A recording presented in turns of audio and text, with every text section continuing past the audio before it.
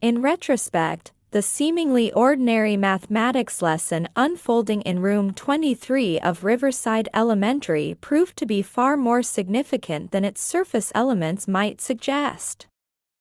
While ostensibly focused on multiplication tables written methodically on the whiteboard, 2 by 5, 3 by 5, 4 by 5 progressing to more complex problems like 7 by 6 and 8 by 9. Beneath this procedural facade lay a profound exploration of human development and the intricate dance between teaching and learning. Miss Sarah, standing before her class in her carefully chosen printed blouse and gray pants, had been contemplating the parallels between mathematical patterns and patterns of human growth. Had circumstances been different, she might have pursued her original path in theoretical mathematics at university. Yet here she stood, amid yellow walls that had witnessed countless small victories and revelations, realizing that she had inadvertently discovered a different kind of theoretical framework, one that dealt with the algorithms of young minds. The classroom's physical arrangement reflected her pedagogical philosophy, though few visitors would have recognized the deliberate symbolism. The cursive alphabet strip above, displaying A to Z in flowing script, represented the continuity of learning, how each concept flowed into the next, just as each letter connected to form words, sentences, stories. The fraction and percentage cards suspended from the ceiling, progressing from 1/10 equals 10% to 6/10 equals 60%, illustrated the principle that understanding, like numbers, could be broken down into manageable portions while still maintaining its essential wholeness. Tom and Lisa, whose academic partnership had evolved into what Miss Sarah privately termed a collaborative synergy, were currently assisting Emma with multiplication strategies.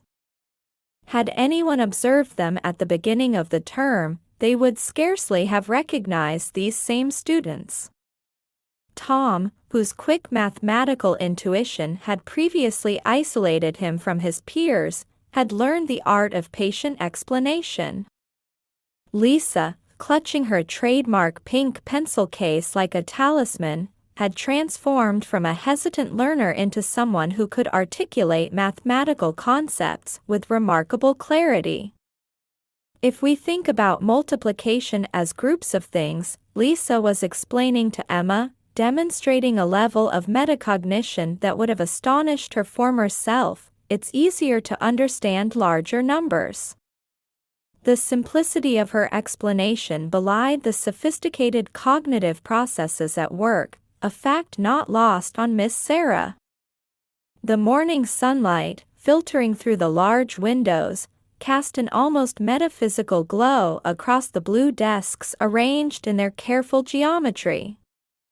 The light created a natural gradient that Miss Sarah sometimes used to explain concepts of progression and scale. Today, it served as a reminder of how illumination, both literal and figurative, could transform a space and the minds within it. James, whose recent breakthrough in mathematical confidence had been nothing short of remarkable, sat straighter in his chair near the science bulletin board.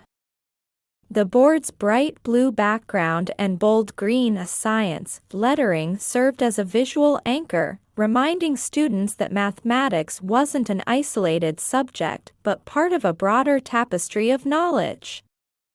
Below it, the yellow caution sign warning about the hot radiator surface provided an unexpectedly perfect example of how mathematical principles governed everyday safety and well-being. Miss Sarah had been contemplating the sociological implications of classroom dynamics when Emma raised her hand.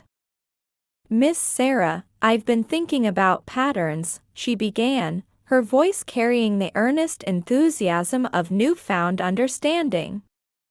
"When we multiply by 5, it's like we're building a bridge to bigger numbers, isn't it?"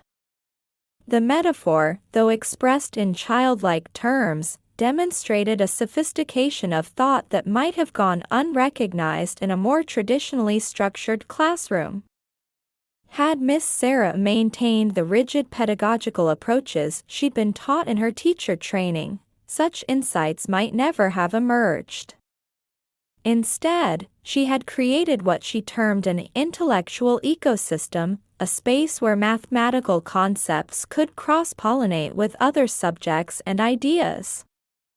The wooden shelf with its rainbow of plastic bins contained more than just educational materials. It housed the physical manifestations of abstract concepts, the manipulatives that bridged the gap between concrete and abstract thinking.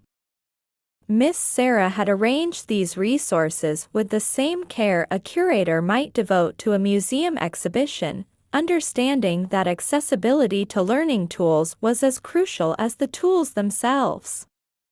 Remember, she addressed the class, aware of the multiple levels of meaning in her words. Mathematics isn't just about finding answers. It's about discovering questions we hadn't thought to ask. The statement, while seemingly straightforward, encapsulated years of pedagogical philosophy and personal revelation. Tom, who had been helping Emma understand the relationship between multiplication and division, looked up with sudden inspiration. Like how 7 by 6 and 6 by 7 give the same answer, but they're really telling different stories? His observation, framed in the vocabulary of a child, demonstrated the kind of mathematical thinking that had challenged philosophers for millennia. The classroom's ambient sounds, the soft scratch of pencils, the whispered explanations between students, the gentle hum of the radiator, created what Miss Sarah thought of as the music of learning.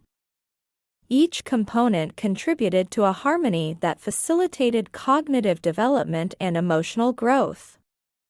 Lisa, who had been studying the fraction cards hanging from the ceiling, made a connection that demonstrated the extraordinary capacity of young minds for abstract thinking. Miss Sarah, when we multiply fractions later, will it be like these cards are having a conversation with each other? The question, though phrased playfully, touched on fundamental concepts of mathematical relationships and communication. The Science Bulletin Board, with its carefully curated display of student work, served as a visual reminder of the interconnectedness of academic disciplines. Miss Sarah had deliberately positioned mathematical problems alongside scientific observations, creating what she called cognitive bridges between different areas of study. The students, through their natural curiosity, were beginning to traverse these bridges with increasing confidence. James, whose earlier struggles with mathematics had nearly convinced him he was just not a math person, now approached each problem with the methodical attention of a young scientist. If we understand the pattern, he explained to a classmate, it's like having a map to find the answer. His analogy, though simple, reflected a sophisticated understanding of mathematical principles. Miss Sarah observed these interactions with the keen eye of both teacher and researcher. She had been documenting the ways in which student collaborations enhanced mathematical understanding, noting how peer explanations often succeeded where traditional teaching methods might have failed. The evidence was visible in the confident postures of her students, in their willingness to tackle increasingly complex problems, and in the mathematical vocabulary that now peppered their casual conversations. The morning light continued its journey across the classroom, creating ever-changing patterns that seemed to mirror the dynamic nature of learning itself. Miss Sarah had come to view her classroom as a microcosm of educational theory in practice, where the abstract principles she had studied in university found concrete expression in the daily interactions of her students. Tom and Lisa's partnership, in particular, had evolved into what educational theorists might term a reciprocal learning relationship. Their different approaches to problem solving, Tom's intuitive leaps balanced by Lisa's systematic analysis, demonstrated how diverse cognitive styles could complement and enhance each other. Had they been assigned different seats at the beginning of the term, this remarkable symbiosis might never have developed. "Miss Sarah," Emma called out, her voice carrying the excitement of discovery, "I think I understand why we need to learn multiplication now. It's not just about numbers getting bigger, it's about seeing how things grow together."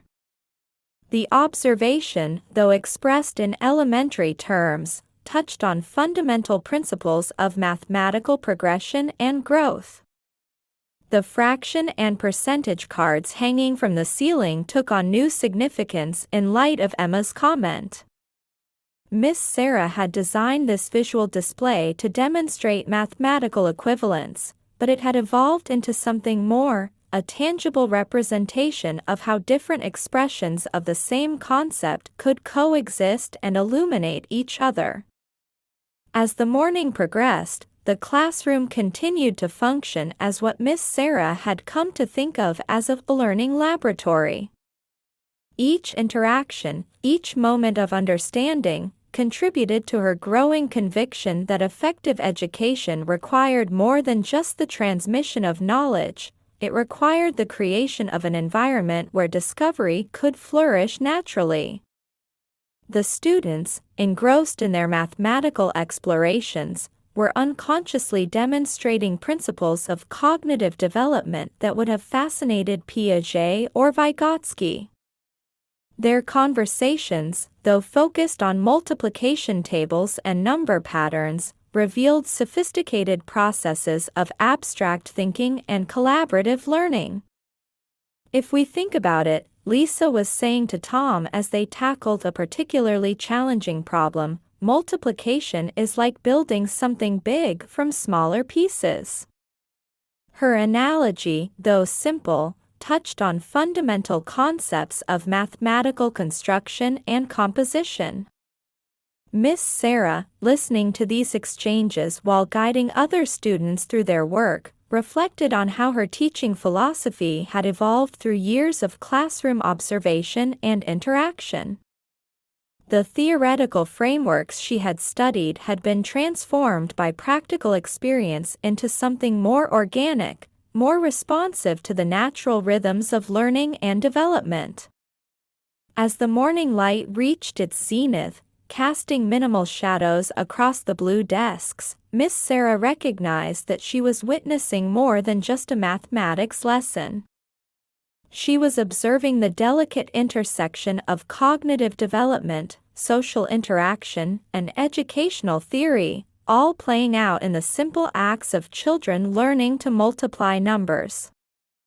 The classroom, with its carefully curated elements, from the cursive alphabet above to the fraction cards hanging like mathematical mobiles, had become more than just a physical space. It was a carefully orchestrated environment where learning could unfold naturally, where understanding could develop at its own pace, and where each student could discover their own path to mathematical comprehension. This realization, though it might have seemed obvious to an outside observer, represented years of professional growth and pedagogical refinement. Miss Sarah had learned, through careful observation and thoughtful adaptation, that effective teaching required a delicate balance between structure and flexibility, between guidance and discovery. As she watched her students work, their faces reflecting varying degrees of concentration and comprehension, she understood that she was participating in something far more significant than simple mathematics instruction. She was witnessing, and facilitating, the complex process of cognitive development, a process as intricate and beautiful as the mathematical patterns her students were learning to recognize and understand.